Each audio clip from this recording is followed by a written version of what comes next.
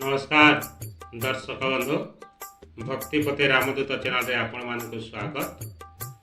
आज भिडियो रे आमे जानिबा आत्मरक्षा मंत्र बा देह को रक्षा करुथिबा गोटे कवच। यही मंत्र नाम होची रक्षा कवच। आपण माने यही मंत्र जदि 3 थर उच्चारण करी जेकोसी जन कल्याण कार्य गले कहीं कौन अनिष्ट करि नहीं।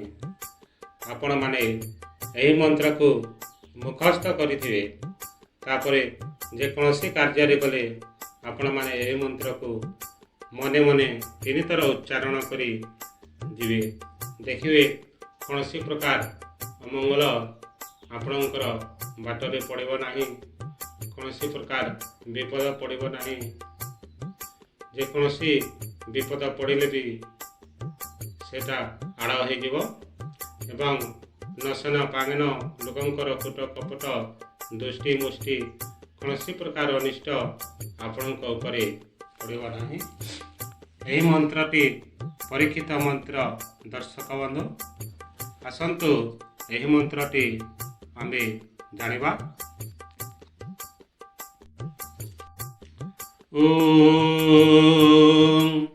आदरे देवता बंधु देव निरंजन धर्मर वंदना करे मंत्रर साधन बंदिले श्री जय दुर्गा हुई सावधान मनसा माता को बंदे नागुणी प्रधान शिक्षा दीक्षा गुरु बंदे ब्रह्मांक चरण जहा पाई देखिली मु हे मध्य भुवन डाहाणी जोगुणी बंदे मन स्थिर होई